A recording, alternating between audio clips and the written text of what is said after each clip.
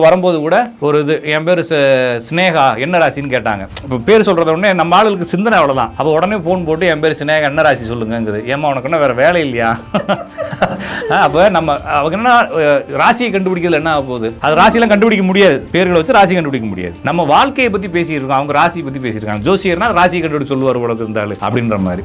அப்போ ஜோசி இதை வேற மாதிரி கண்ணோட்டத்தில் பார்க்குறவங்களுக்கு என் வீடியோ வந்து ஒரு குழப்பமாக இருக்கும்.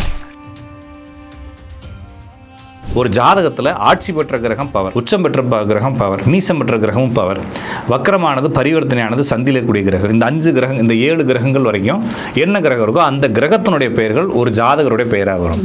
சார் ஒரு ஜாதகத்தில் 5 கிரகங்கள் இந்த ஒரு 5 கிரகங்கள் இந்த கண்டிஷனில் இருக்குது. அப்போ இந்த 5 கிரகத்தில் எந்த பேர் வரும் அப்படின்னா அவருக்கு என்ன பிரச்சனை அதிகமாக இருக்கும், என்ன இதில் முக்கியமானதாக இருக்கோ அவர் அந்த பேர் வந்து நிற்கும். ஸ்க்ரீனில் ஓடுறதை நான் தெரிஞ்சுக்கிட்டதுனாலையோ பக்கத்தில் இறைவன் உட்காந்துருக்காருன்றனாலையோ எதுவுமே மாறாது. இப்படி ஓட்டப்பட்ட படம் தான் பகவத்கீதை. பகவத்கீதையை வாங்கி படிச்சிங்கன்னா அர்ஜுனன்ட்டு கிருஷ்ண பரமாத்மா ஓட்டுறாரு ஒரு படத்தை, ஒரு பெரிய படத்தை, உன் வாழ்க்கையை பாடுறான்னு. மக்களுக்கு இருந்த கஷ்டங்கள் தொலைஞ்சிருக்கலாம். அப்போ கோவிந்தானே நம்மளுடைய துன்பங்கள்லாம் தீர்ந்துருக்கலாம். அப்போ சில பேர் கோவிந்தானே பேர் வச்சிருக்காங்களே சார். அதெல்லாம் அது நல்ல பேர், அது இறைவனுடைய பேர் தானே. அது கோவிந்தா கோவிந்தான் இறைவனுடைய பேர் தானே. 7 குண்டல வாகரா கோவிந்தா கோவிந்தான்றது இறைவனுடைய பேர். அது என்னன்னா சில முடியக்கூடிய காரியங்களை கோவிந்தான்னு சொல்லி ஆரம்பிப்பாங்க.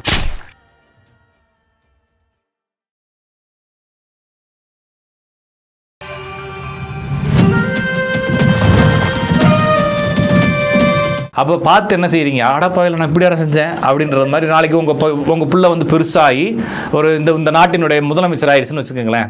அப்போ இதெல்லாம் பார்க்குறப்ப நம்மளுக்கு சந்தோஷமும் இருக்கும். திடீர்னு வந்து யாராச்சும் தவறுவாங்க, இப்போ என் சொந்தக்காரங்க யாராச்சும் தவறுவாங்க, அது கஷ்டமாக இருக்கும். அப்போ இதெல்லாம் நடக்கிறப்ப என்ன ஒரு 3.5 மணி நேரம் படத்தை ஒரு இறைவன் என்னை கூட்டு போய் தேட்டரில் உட்கார வச்சு ஒரே ஸ்க்ரீன் எனக்காக மட்டும் ஓட்டுறாருன்னா அது எப்படி இருக்கும்?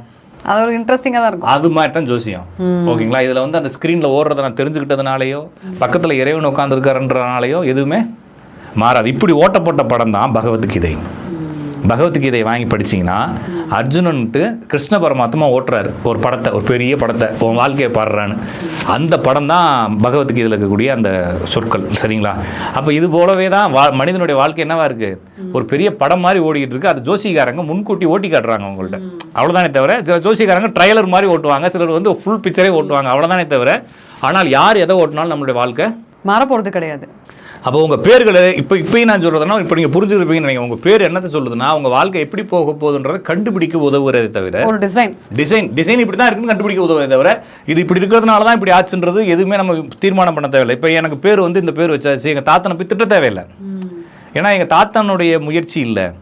அப்படி திட்டுறதா இருந்தால் எங்கள் தாத்தன் எங்கள் அப்பாவோ அம்மாவே பெத்தப்பே திட்டிருக்கணும். ஆனால் ஒரு சந்தேகம், சரிங்க, ஏதாவது ஒரு விஷயம் நடக்கும் போது கோவிந்தா அப்படின்னு சொன்னால் அந்த காரியம் உருப்படாது இல்லைங்க. அது வந்து நம்ம நம்புகிறோம். வேற ஒன்று கோவிந்தா அப்படின்னா ஒருவேளை அதோட அந்த மக்களுக்கு இருந்த கஷ்டங்கள் தொலைஞ்சிருக்கலாம். அப்போ கோவிந்தானே நம்மளுடைய துன்பங்கள்லாம் தீர்ந்துருக்கலாம். அப்போ சில பேர் கோவிந்தானே பேர் வச்சிருக்காங்களே சார். அதெல்லாம் அது நல்ல பேர், அது இறைவனுடைய பேர் தானே. அது கோவிந்தான் இறைவனுடைய பேர் தானே. 7 குண்டல வாகரா கோவிந்தா கோவிந்தான்றது இறைவனுடைய பேர். அது என்னன்னா சில முடியக்கூடிய காரியங்களை கோவிந்தான்னு சொல்லி ஆரம்பிப்பாங்க. அதனால வந்து அது ட்ரெண்டிங்கில் ஜோசிக்காரங்க மட்டும் இல்லாமல் மக்களுமே வந்து கோவிந்தான்னு பேச ஆரம்பித்தாங்க. அது வந்து என்னென்னா தவறான புரிதல் தான் சொல்லணும். இறைவனுடைய பேர் தானே அது. சில காரியங்கள் செய்யும்போது அது முடிக்கக்கூடிய காரியங்கள். நான் சொல்கிறது என்னன்னாங்க எல்லா காரியங்களும் தொடரணும்னு அவசியம் இல்லை. எனக்கு தெரிஞ்சு சனியினுடைய உரையில் நான் வந்து அதை நம்புறது இல்லை, உங்களுக்கு புரியறதுக்காக சொல்கிறேன். இப்போ செவ்வாய் உரையில் தான் தாலி செய்வாங்க. தாலி வந்து தாலிக்கு தங்கம் ஊற்றி அடிக்கிறாங்க இல்லைங்களா, செவ்வாய் உரையில் தான் செய்வாங்க. ஏன்னா செவ்வாய் உரையில் செய்வது திருப்பி வராது. திருப்பி நடக்காது அந்த காரியம். அப்போ ஒரு பெண்ணுக்கு தாலி எத்தனை தடவை ஏறணும், அப்போ திருப்பி நடக்கவே கூடாது இல்லையா. இந்த பிள்ளைக்காக திருப்பி நான் தாலி செய்யவே கூடாதுன்னு ஒரு ஆச்சாரி என்ன செய்யறான், செவ்வாய் உரையில தங்கத்தை எடுத்து வச்சு அடிக்கிறான். இப்படி வேற இருக்கா? ஏன்னா இந்த பிள்ளைக்கு இனிமேல் தாலி செய்யக்கூடாது, நல்லா இருக்கணும், முடிஞ்சு போச்சு, அவ்வளவுதான். இந்த பிள்ளைக்கு ஒரு தாலி தான், அதுக்கு மேல செய்யக்கூடாதுன்னு நினைக்கிறான். சனி ஓரில் செஞ்சா தொடரும். சரிங்களா? அப்ப நல்ல காரியங்கள்லாம் சனி ஓரில் செய்யணும். நான் கல்யாணத்தை நல்ல காரியம் நல்ல ஓரில் செய்யறேன், சனி ஓரில். இப்போ நான் சொல்றது நீங்க தப்பா ப்ரொஜெக்ட் பண்ணிடக்கூடாது. நான் என்ன ஓரையை பத்தி எனக்கு நம்பிக்கை இல்லை. எந்த ஓரில் எது செஞ்சாலும் என்னோட விதிப்படி தான் நடக்கும்ன்றது எனக்கு நம்பிக்கை இருக்கு. நான் சொல்றேன், உங்களுக்கு புரிதலுக்காக சொல்றேன். அப்ப எல்லாமே நம்ம தப்பா புரிஞ்சு வச்சுக்கிட்டு இருக்கோம். அப்ப நல்ல காரியத்தை சனி ஓரில் செய்ய அப்படின்னா குளிகன்ல செய். குளிகன்றது நல்லது, சரிங்களா? ஏன்னா சனிதான் குளிகன். அப்போ அதில் போய் செய்ய அப்படின்னா சனி வரை திருப்பி நடக்கும். அப்போ கல்யாணத்துக்கு தாலி கட்டுறது குளிகனில் பண்ண என்ன ஆகும், திருப்பி கட்டிகிட்டே இருக்க வேண்டியதான், ஒவ்வொன்றா பிடிச்சி. அப்போ இது வந்து சும்மா புரிதலுக்காக சொல்கிறேன். உடனே இதை போட்டு குழப்பிக்கிட்டு இருக்காதிங்க. ஏன்னா நீங்கள் உங்களுடைய விதி தான், இந்த ஓரல் தான் ஆரம்பிக்கணும், இந்த ஓரல் செஞ்சால் ஜெயிப்போன்றது எதுவுமே கிடையாது.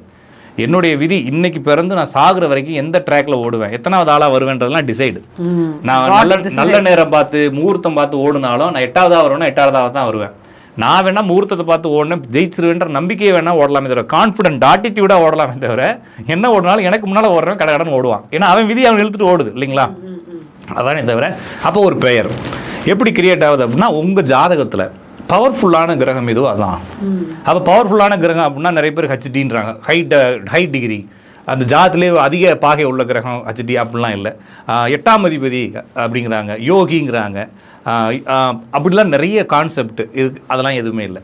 ஒரு ஜாதகத்தில் ஆட்சி பெற்ற கிரகம் பவர், உச்சம் பெற்ற கிரகம் பவர், நீசம் பெற்ற கிரகமும் பவர், வக்கரமானது பரிவர்த்தனையானது சந்திலக்கூடிய கிரகம். இந்த 5 கிரகம், இந்த 7 கிரகங்கள் வரைக்கும் என்ன கிரகம் இருக்கோ அந்த கிரகத்தினுடைய பெயர்கள் ஒரு ஜாதகருடைய பெயராக வரும். சார் ஒரு ஜாதகத்தில் 5 கிரகங்கள் இந்த ஒரு 5 கிரகங்கள் இந்த கண்டிஷனில் இருக்குது. அப்போ இந்த 5 கிரகத்தில் எந்த பேர் வரும் அப்படின்னா, அவருக்கு என்ன பிரச்சனை அதிகமாக இருக்கும், என்ன இதில் முக்கியமானதாக இருக்கோ அவர் அந்த பேர் வந்து நிற்கும். அப்போ அந்த பேருனுடைய வழியாக இவருடைய வாழ்க்கை ஓடும். அப்போ ஒரு பேரை பார்த்தோன்னே அவருடைய ஜாதகத்தில் என்ன பவர்ஃபுல்லான கிரகம் ஓடிக்கிட்டு இருக்கு, இல்லைனா அவருக்கு என்ன பிரச்சனை, அவருக்கு என்ன மாதிரி சுச்சுவேஷன் இருக்குது, அவர் என்ன மாதிரி இடத்துல வசிப்பார், அவருடைய நோய் என்ன, உபாதைகள் என்ன, அவருடைய தொழில் என்ன, எல்லாத்தையும் பேரை வச்சு நம்ம என்ன பண்ணலாம், எக்ஸ்ட்ராக்ட் பண்ணி எடுத்து சொல்லலாம். அப்போ இது வந்து நிறைய பேர் என்ன கேட்பாங்கன்னா, இப்போ வரும்போது கூட ஒரு இது என் பேர் ஸ்னேகா என்ன ராசின்னு கேட்டாங்க. இப்போ பேர் சொல்கிறத உடனே நம்ம ஆளுக்கு சிந்தனை அவ்வளோதான். அப்போ உடனே ஃபோன் போட்டு என் பேர் ஸ்னேகா என்ன ராசி சொல்லுங்கங்குது. ஏமா உனக்கு என்ன வேறு வேலை இல்லையா? அப்போ நம்ம அவங்க என்ன ராசியை கண்டுபிடிக்கிறதுல என்ன ஆக போகுது, அது ராசியெல்லாம் கண்டுபிடிக்க முடியாது, பேர்களை வச்சு ராசி கண்டுபிடிக்க முடியாது. நம்ம வாழ்க்கையை பற்றி பேசிகிட்டு இருக்கோம், அவங்க ராசியை பற்றி பேசியிருக்காங்க. ஜோசியர்னா ராசியை கண்டுபிடிச்சு சொல்லுவார் உலகம் இருந்தாலும் அப்படின்ற மாதிரி. அப்போ ஜோசியத்தை வேற மாதிரி கண்ணோட்டத்தில் பார்க்குறவங்களுக்கு என் வீடியோ வந்து ஒரு குழப்பமாக இருக்கும். ஆமாம், கன்ஃபியூஷன். அவங்களுக்கு என்ன கேட்கணும்னு தெரியாது, எதையாச்சும் கேட்கணும்னு நினைக்கிறாங்க. நான் வந்து டெக்னிக்கலாக பேசிட்டு இருக்கேன். ஒருவேளை டெக்னிக்கலாக பேசுறதுக்குன்னா நீங்கள் என்ன செய்யணும், வேற மைண்ட் செட் இல்லாமல் நம்ம வீடியோ பார்த்தா ஜோசியத்துக்குள்ளே டீப்பாக புரிஞ்சுக்கலாம்.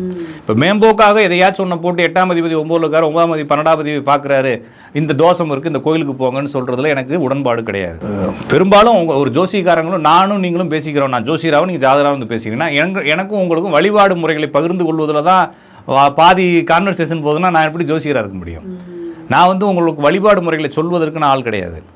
சரிங்களா? நான் உங்களுடைய லைஃப் எப்படி போகுதுன்னு சொல்கிறேன். நீங்கள் தான் உங்களுடைய வழிபாட்டு முறைகளை தேர்ந்தெடுக்கணும். நீங்கள் தான் உங்களுடைய மதம் சார்ந்த விஷயத்துக்குள்ளே போய் இருக்கணுமே தவிர, வழிபாடுகளால் மாறுதா மாறலைன்றது உங்களுடைய தலையெழுத்து. நான் சொல்கிறது உங்களுடைய லைஃப்பை ஓட்டி காட்டுவேன். அப்போ ஜாதகத்தை வச்சு ஓட்டி காட்டுவேன், பேரை வச்சு ஓட்டி காட்டுவேன். சில நேரத்தில் பேரும் இல்லை, ஜாதகமும் இல்லை, இல்லைனா இன்னொரு கிளிக் இது இருக்குது.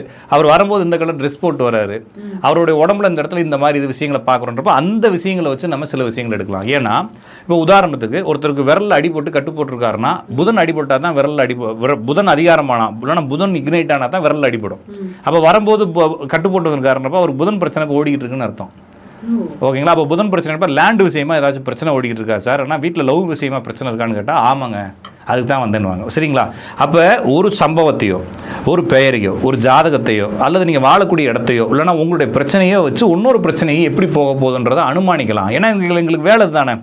அப்போ ஒரு டாக்டர்கிட்ட போனோன்னு என்ன செய்கிறாரு, பிளட் செக்அப் எடுக்கிறாரு, யூரின் டெஸ்ட் எடுக்கிறாரு, எக்கோ எடுக்கிறாரு, இசிஜி எடுக்கிறாரு, எல்லாத்தையும் எடுத்து பார்த்துட்டு உங்கள்கிட்ட சில விஷயங்கள் கேட்குறாரு. என்ன சாப்பிட்டீங்க, என்ன ஆச்சு, எப்படி இருக்குது, வலி இருக்குதா, இப்படி இருந்தா வலிக்குதா, இப்படி இருந்தா வலிக்குதா அப்படிலாம் கேட்கறதுலாம் என்ன, பல தகவல்களை சேர்த்து வச்சுட்டு உங்களுக்கு ஒரு விஷயத்தை முடிவெடுக்குமே. நாங்களும் என்ன செய்யறோம்னா நிறைய விஷயங்கள் சொல்றோம்.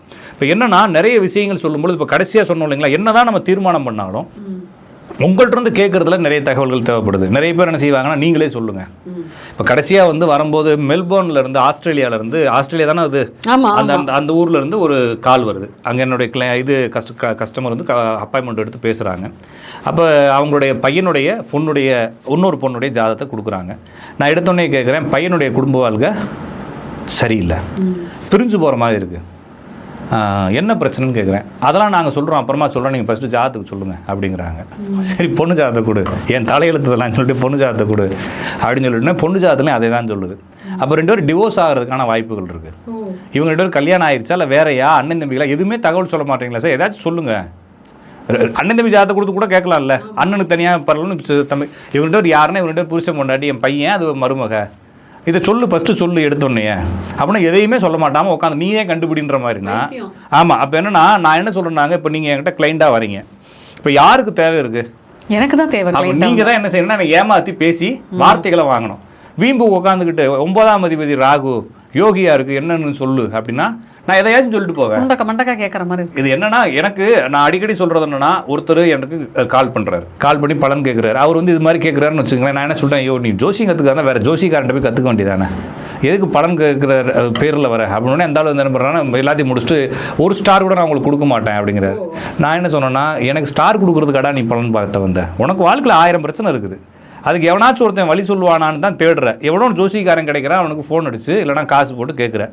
காசு போட்டு கேட்டு எனக்கு மார்க் போட்டு வாழ்க்கை வீண் அடிச்சுக்கிட்டு இருக்க. எனக்கு மார்க் போட்டு எனக்கு ஏதாச்சும் அவார்டு கொடுக்க போறேன் நான் தமிழ்நாட்டு அரசு, அவருக்கு ஏதாவது பைசா கிடைக்கும், உனக்கு ஏதாச்சும் ஒண்ணுமே வாழ்க்கை வீணா போயிட்டு இருக்கு, இன்னுமே வந்து அதுக்கு வழி தெரியாம சுத்திட்டு இருக்கு. அப்ப ஒரு ஜோசிக்காரனை இவங்க வந்து கமாண்ட் பண்ணாலோ என்னை இரிட்டேட் பண்ணாலோ எனக்கு ஒண்ணுமே ஆக போறதில்ல.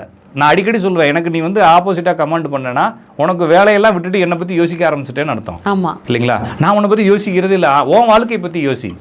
வள்ளலார் சொல்லுவாரு, நான் அவனை நினைச்சு வருத்த தான் படணும் இல்லைங்களா? அப்போ மக்கள் வந்து சரியான கம்யூனிகேஷன். அப்போ நான் இந்த ஜாதகத்தை எடுக்கிறேன், அவங்க பேரை கேட்குறேன், அவங்க வாழ்விடத்தை பார்க்குறேன், அவங்களுடைய சிம்டம்ஸை பார்க்குறேன். அப்போ எல்லாத்தையும் எடுத்துகிட்டு இந்த குழந்தைக்கு, இந்த பையனுக்கு ஏதோ ஒரு பிரச்சனை இருக்கிற மாதிரி தெரியுது, குடும்பம் பிரியிற அளவுக்கு இருக்குது, என்ன கண்டிஷன்னு கேட்குறேன். அவங்க என்ன சொல்கிறாங்க, நீங்களே சொல்லுங்கள், ஏமா அறிவு இருக்கா இல்லையா, சொல்லுமா நீ என்ன கண்டிஷன் சொல்லு, அப்படின்னா தான் அடுத்த ஸ்டேஜ் போக முடியும். அப்படின்னா பொண்ணு வந்து எது எடுத்தாலும் எதிர்த்து பேசுது, பொண்ணு பொண்ணு அது நீ எதுக்கு வீட்டில் வச்சிருக்க, அவங்க தனியாக அனுப்பு, என்கிட்டே நீ இப்படி பேசுனா அந்த பொண்ணு எப்படி பேசுவ நீ அப்படின்னு தான் கேட்டேன் இல்லைங்களா?